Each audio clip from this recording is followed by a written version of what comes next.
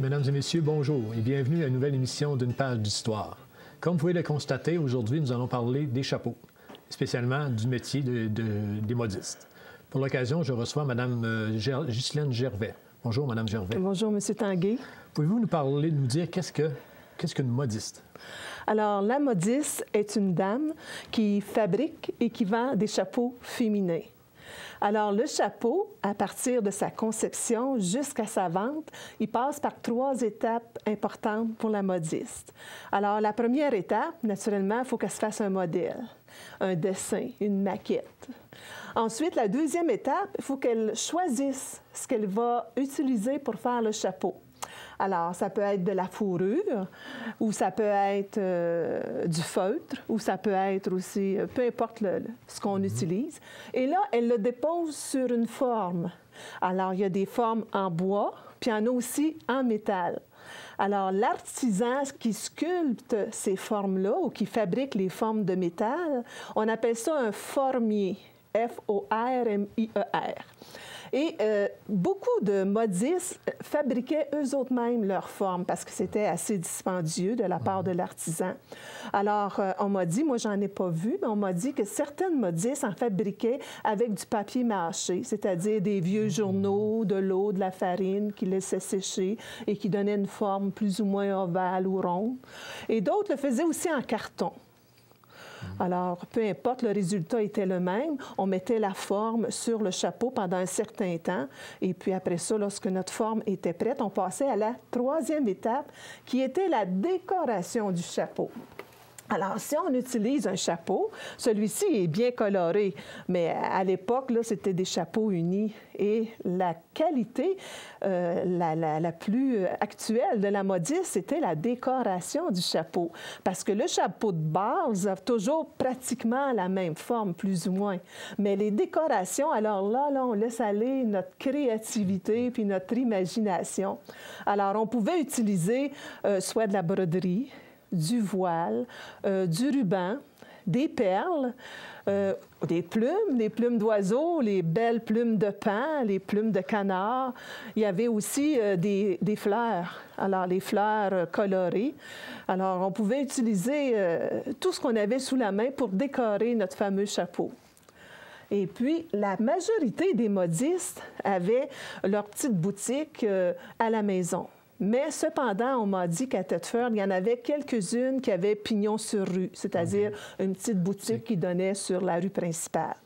Alors, parmi celles qu'on m'a le plus parlé, les modistes, ils réservaient une partie de la maison, soit un salon, ou soit la chambre du bébé qui n'était plus occupée et qui transformaient un peu pour ouvrir leur petite boutique. Alors, les 2 choses qui étaient les plus importantes, c'était un bon éclairage et aussi une belle décoration. Parce que lorsque la cliente entre dans la boutique, il faut qu'elle ait une belle perspective en entrant. Alors, on voyait souvent sur le mur qui faisait face à l'entrée de la porte des étagères de plus ou moins grande largeur sur laquelle la modiste exposait ses différentes créations. Et sur la tablette du bois, il y avait toujours les fameux boîtes à chapeaux. Oui. Alors, il y a beaucoup de modistes qui achetaient les boîtes à chapeaux de Montréal ou de Québec, mais il y en a beaucoup aussi qui la fabriquaient et qui mettaient une petite étiquette. Alors, lorsque la dame se promenait avec son sac à chapeau, à cause de cette étiquette-là, on savait que ça provenait de tel modiste de Thetford. Alors, c'était sa signature, si vous voulez. Oui. Et puis, dans ce petit appartement-là, ce qu'on retrouve principalement, un fauteuil confortable, parce que pour que la dame essaie son chapeau, il faut qu'elle soit à ses aises. Il y avait aussi une petite table ou un petit guéridon sur laquelle on déposait les différents chapeaux que la dame voulait essayer. Et naturellement, en avant de la dame, il y avait un immense miroir très propre sur lequel la dame pouvait regarder, sous toutes les coutures, comment le chapeau lui allait. Et plusieurs avaient un petit miroir pour que la dame puisse regarder l'arrière de la tête. À part de ça, il y avait 2 éléments essentiels pour la modiste, son petit calepin noir et son petit crayon à mine. Et ça, c'était très important parce que dans ce petit calepin-là, il y avait les coordonnées de toutes les personnes qui allaient acheter des chapeaux chez elle. Il y avait aussi les mensurations de la tête de la personne.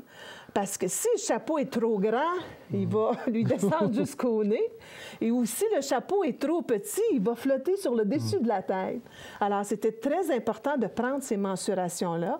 Et pour ne pas incommoder la cliente, on le faisait seulement une fois. On conservait, parce qu'on sait que la tête, à un moment donné, ça n'évolue plus, n'est-ce pas? Ça arrête de grossir. Alors, on gardait les mensurations et on le faisait seulement une fois. Il y avait aussi ce que la cliente demandait. Alors, moi, je veux un chapeau pour telle occasion, avec tel matériel, telle couleur aussi, ou j'aimerais avoir telle décoration. Moi, j'aimerais ça avoir des petites fleurs bleues sur le côté gauche. Alors, la modiste, pour se souvenir de tous ces détails-là, elle écrivait dans son petit calepin noir tout ce que la dame lui demandait. Alors, c'était aussi, il y avait une place dans le calepin, j'en ai vu un à un moment donné, à la fin du calepin. C'était un peu tout le matériel que ça lui prenait. Par exemple, il faut que je fasse faire l'achat de plumes d'oiseaux, il m'en reste plus. Il faudrait que je me procure un paquet de perles, le faire venir de Québec. Alors, elle mettait un petit peu l'inventaire de ce qu'elle avait à la fin du calepin. Et lorsque l'inventaire descendait trop bas, mais là, il y avait des gens qui passaient régulièrement pour offrir des nouveautés à la modiste ou pour compléter vraiment son inventaire. Alors, voilà ce que la fameuse modiste faisait. Quelle est la différence entre une modiste et un chapelier? Alors, le chapelier, lui, c'est un monsieur. Ah. Le monsieur, il fait des chapeaux, mais en série. Contrairement à la modiste qui les fait un par un au goût de sa cliente, le chapelier, lui, il en fait de différentes sortes, mais toujours en série. Alors ça remonte très, très loin au Moyen Âge. À l'époque, on appelait ça une confrérie. Oui. Et on y retrouvait toujours le maître chapelier qui avait sous ses ordres des apprentis. Alors, les apprentis, ils restaient là pendant 7 années consécutives, pendant lesquelles le maître transmettait tout ce qu'il savait concernant les chapeaux. Et à cette confrérie-là, il était un devoir de payer 10 sous à chaque année pour les frais de la confrérie. Alors, si on y pense aujourd'hui et qu'on remonte au Moyen Âge, c'était très, très, très dispendieux. Et là, au fil des siècles, ça a évolué tranquillement. Et puis, à un moment donné, c'est devenu comme des petites industries qui se sont développées. Et là, il faut penser à l'arrivée de la vapeur, l'arrivée de l'électricité, l'arrivée de la machinerie qui est de plus en plus spécialisée. Alors, de nos jours, les industries à chapeau, c'est plus automatisé. Donc, le chapelier n'est plus la personne qui s'occupe d'un chapeau, mais c'est plutôt une personne qui va diriger toute la mécanique qu'il faut, puis qui va surveiller pour que tout aille bien. Alors, on s'est éloigné beaucoup de la base qui était le chapeau à l'époque. Et à l'automne dernier, lors de mon voyage en France, dans une toute petite rue de Paris, il y avait des petites boutiques. Et j'ai rencontré un maître chapelier qui avait 85 ans dans ces eaux-là, à peu près, et qui était un des rares survivants de cette espèce-là, comme il le disait lui-même. Le maître chapelier avait un garçon d'une 20aine d'années, qui n'était pas laid non plus, et qui était son petit-fils. Alors, il engageait son petit-fils pour la période des vacances, naturellement pour que le jeune homme se fasse un peu d'argent de poche, mais c'était surtout pour transmettre son savoir, parce qu'il ne voulait pas que ça se perde. Oui. Alors, le jeune écoutait son grand-père lui raconter toutes sortes de choses, puis il s'instruisait. Et quand les touristes arrivaient, c'était pas le maître chapelier qui parlait, c'était le petit-fils. Ah oui. Et lorsque le petit-fils avait terminé d'expliquer ses outils, la façon dont il procédait, à ce moment-là, le grand-père prenait la relève et lui complétait ou répondait à des questions qui étaient un peu plus difficiles. Alors, je lui ai demandé à ce maître chapelier si, en France, il existait toujours beaucoup de maîtres chapeliers. Et à sa connaissance, le monsieur m'a répondu qu'il n'en restait que 5 ou 6.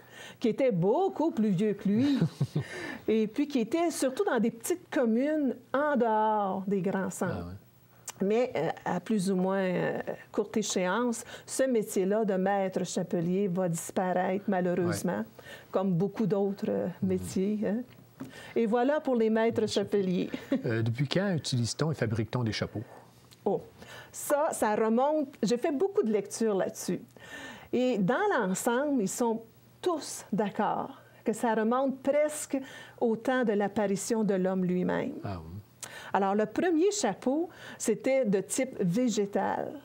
Alors, on utilisait soit des grandes plumes de bananier, de palmier qu'on tressait, des écorces d'arbres, et c'était pour se protéger de la pluie et du soleil.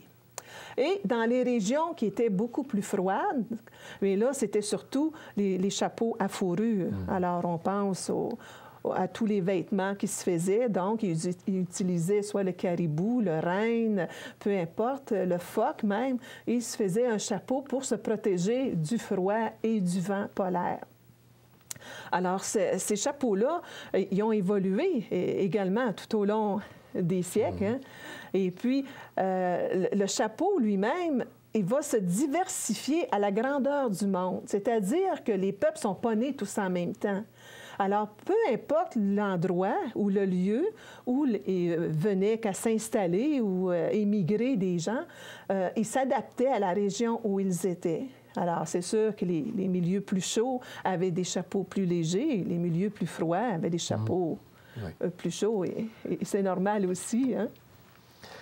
Parlez-nous des différentes sortes de chapeaux. Oui. Ah, ça, j'aime ça. Alors, pour parler des différentes sortes de chapeaux, on va y passer environ une semaine. OK. Alors, aujourd'hui, ce que je vais faire, c'est que je vais vous donner seulement les grandes catégories de chapeaux, parce qu'il y en a vraiment trop de sortes. Alors, moi, je me suis référée un peu à l'histoire de la Nouvelle-France et du Québec, plus particulièrement. Alors, la première sorte qu'on a entendu beaucoup parler et que les gens vont sûrement se rappeler, c'était le chapeau qu'on appelait les pleureuses. Alors, on appelait ça... Pourquoi qu'on appelait ça comme ça? C'était le chapeau des funérailles. Alors, un chapeau noir, très sobre, et souvent, il y avait une petite voilette qui était devant la figure, qui était ajourée. Là, la dame pouvait voir et respirer, mais qui cachait. Et ça signifiait les larmes qui partaient des yeux et qui s'écoulaient le long des joues. Et la voilette se terminait là, à peu près aux épaules. Okay, ouais. Alors, la dame, elle portait ça le jour des funérailles, mais par la suite, elle recyclait son chapeau. Donc, elle le portait à tous les dimanches à la grand-messe. Et ça, là, elle pouvait enlever sa voilette et garder le chapeau noir. Et ça voulait dire à tous les messieurs, « Je ne suis pas libre ». Parce que mon mari vient de décéder. À l'époque, là, il faut savoir que le deuil, c'est 1 an et demi. Ensuite, on a une période de deuil, de demi-deuil, si je peux dire, de 6 mois. Alors, pendant la période de grand deuil qu'on appelait, la dame n'avait pas le droit de refaire sa vie ou de... Il fallait qu'elle attende vraiment là, 18 mois, 1 an et demi. Alors, les messieurs savaient, ils respectaient ça, c'était entendu dans toute la société. Et lorsqu'arrivaient les 6 mois de demi-deuil, là, la dame avait le droit de commencer à mettre des couleurs. Donc, le chapeau noir, bien là, il y avait une petite fleur mauve ou un petit ruban bleu. Là, ça voulait dire aux messieurs qui cherchaient une compagne, bien, il en reste plus pour longtemps. Là. Il me reste 6 mois, là, puis comme tu vois, là, ça va venir. Là. Et puis là, une fois que le 2 ans est vraiment terminé, là on se rappelle que c'est les années 40, 50 et un petit peu 60, là, mais très peu. Alors, lorsque les 2 ans de deuil sont vraiment terminés, là, on voyait arriver la dame avec un nouveau chapeau. Et un chapeau gai, c'est-à-dire plein de rubans, plein de fleurs. Là, ça voulait dire, bien, les intéressés, je suis libre, j'ai accompli mon rituel qui était de 2 ans. Alors, voilà pour les pleureuses. Mais il y avait aussi les joyeuses. Alors, les joyeuses, c'était tout le contraire. C'était pour les mariages. Alors, on se dit que tout est blanc. Le chapeau est blanc, le voile est blanc, les décorations, les plumes blanches, les perles blanches, les fleurs blanches, tout était blanc. Et puis, selon les mariés, les futures épouses, c'est-à-dire, il y en a qui voulaient avoir un voile jusqu'aux épaules, d'autres le faisaient descendre jusqu'à la taille, et certaines, bien, c'était la longue traîne jusque par terre. Alors, certaines préféraient avoir un chapeau, un petit chapeau sur lequel le voile partait. D'autres préféraient avoir ça plus étroit, juste une petite bande, puis le voile partait à grandeur. Alors là, ça dépendait vraiment là, des goûts de chacun. Alors voilà pour nos deux sortes qui étaient très intéressants. Maintenant, je passe à une autre sorte qui était le fameux chapeau de Pâques. Rappelez-vous du temps de vos mères, excusez messieurs, vos mères qui, le dimanche de Pâques, étreignaient une nouvelle toilette et un nouveau chapeau. Alors, longtemps d'avance, on prenait rendez-vous avec la modiste, puis on voulait l'avoir à temps, puis il y avait des exigences, et puis... Le chapeau était un peu aussi l'image du niveau social de la personne. Parce que si la personne y mettait des plumes de pain qui, à l'époque, étaient extrêmement dispendieuses, bien, c'est parce qu'elle était assez en moyen. Mais si elle avait un petit chapeau avec peu de décoration... Alors, ce dimanche-là, M. Tanguay, les dames arrivaient tôt à la messe, à la grand-messe. Et là, on s'assoyait et c'était une parade de mode dans l'Église. Chacune, au lieu de lire son bréviaire, pas son bréviaire, mais dire son chapelet ou lire ses passages, regardait l'entrée des fameux chapeaux. Et là, durant le sermon du curé, laissez-moi vous dire que la dame ne retenait rien du sermon du curé. Pendant tout le temps, elle ne faisait que zioter tout le tour pour remarquer « Ah, à telle particularité. Ah, celui-là, je pourrais faire ça. Ah! » Alors, c'était le dimanche de Pâques, mais pas toujours très, très suivi par les dames de l'époque.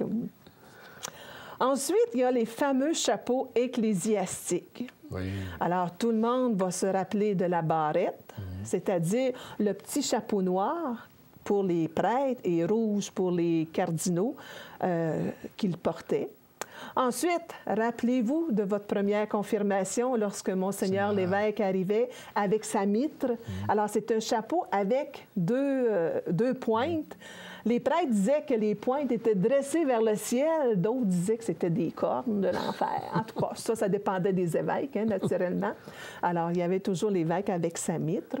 Ensuite, si on monte dans l'échelle ecclésiastique, il y avait la tiare qui était toujours blanche et qui n'appartenait qu'au pape. Alors, ça, c'était vraiment très respecté. On avait aussi une espèce une petite calotte. Je ne sais pas si vous vous en souvenez.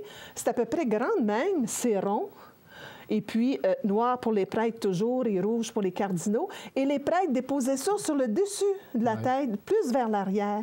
Alors, les calottes, c'est lorsqu'ils ne portaient pas leur grosse mitre ou leur grosse tiare, ils portaient ces petites calottes-là. Et naturellement, les couleurs demeurent. Hein? Blanc pour le pape, rouge pour le cardinal, l'évêque, puis noir pour les prêtres.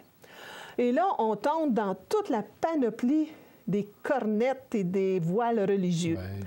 Autant qu'il y a eu de sortes de religieuses et de frères, autant il y a eu des chapeaux ou des voilages différents. Alors, on avait des voiles blancs, des voiles noirs, des voiles gris, selon les congrégations. Beaucoup de frères portaient le béret aussi, hein, au lieu de voile. Là. Alors, ça complète un peu l'image des chapeaux religieux. Ensuite, on va parler des chapeaux de tradition.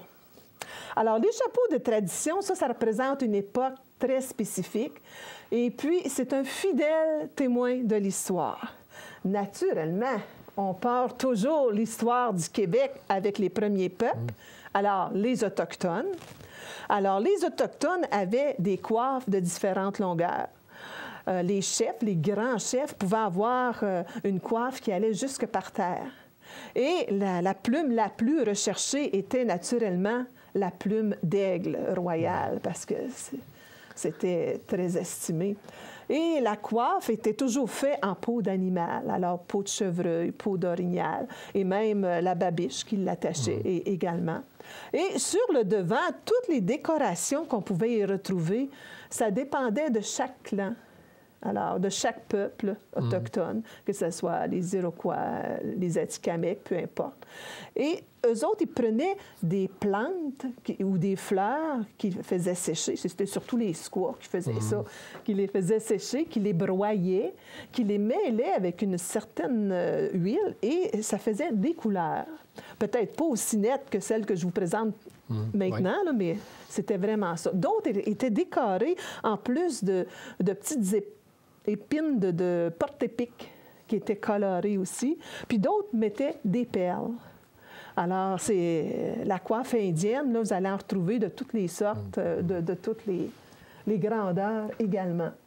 Maintenant, si on avance un tout petit peu dans le temps, après les peuples autochtones, ça a été les Français qui sont arrivés. Et tout à l'heure, vous portiez votre tricorne, qui est vraiment un chapeau de la France qui a été importé en Nouvelle-France. Et à ce moment-là, un autre pan de l'histoire, ça a été le commerce de la fourrure. Alors, ce n'étaient pas des cultivateurs tous qui sont venus ici, là. Hein? Il y avait beaucoup de coureurs des bois. Et il y avait aussi des grandes compagnies. Rappelez-vous, la compagnie des 100 associés qui envoyait des gens justement pour aller chercher ces fourrures-là. Alors, les hommes s'engageaient, puis s'en allaient en arrière-pays. Et là, il allait chercher toutes les fourrures de castor. C'était surtout du castor. Ouais. Parce qu'en France, là, ça a pris un essor fulgurant. Tous les bien-nés français voulaient avoir son chapeau de castor. Et puis, en même temps que le castor, il y avait aussi le bois. Alors, il faut se rappeler que c'était des voiliers construits en bois, à voile. Et les mâts, c'était des arbres qu'on venait chercher en Nouvelle-France. Parce que nos arbres, c'était des forêts vierges. Hein? Les Autochtones, eux, ils coupaient du bois seulement pour leurs nécessités. Alors, il n'y avait pas de grande compagnie, rien. Le bois de la Nouvelle-France était très recherché. Alors, le commerce du castor, c'est vraiment le deuxième là, qu'on a vu dans notre pays. Madame Gervais, le temps file. J'aimerais qu'on parle des différentes femmes qui ont exercé le métier de modiste à Tête-Feuille. Oui. Alors, les différentes femmes, moi, je suis originaire des Trois-Rivières. Donc, je ne les ai pas connues, malheureusement. Mais il y a beaucoup de gens qui m'en ont parlé. Et puis, ce que je vais faire, c'est que je vais vous les nommer. Alors, la première, c'est Madame Oisan.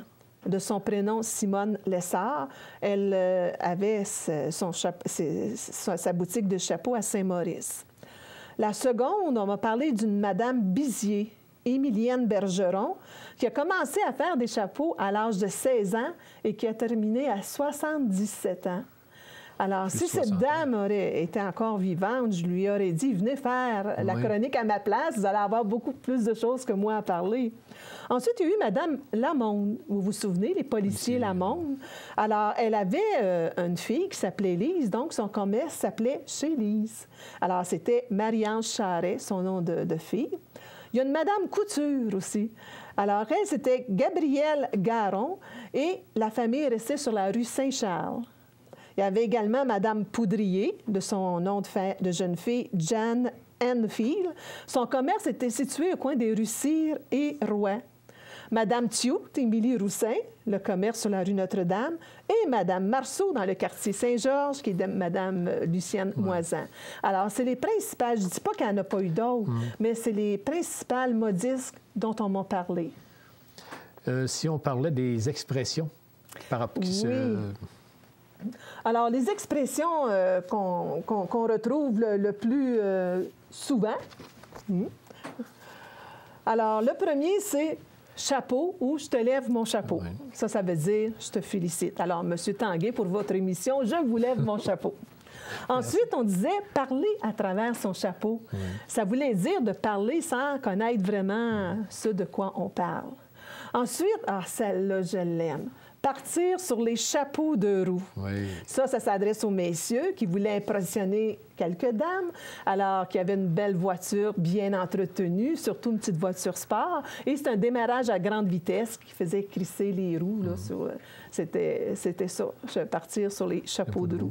Alors, il y a plusieurs expressions. Là aussi, ça prendrait une émission juste pour les expressions, pour parler de ça. Si on parlait les ennemis du chapeau.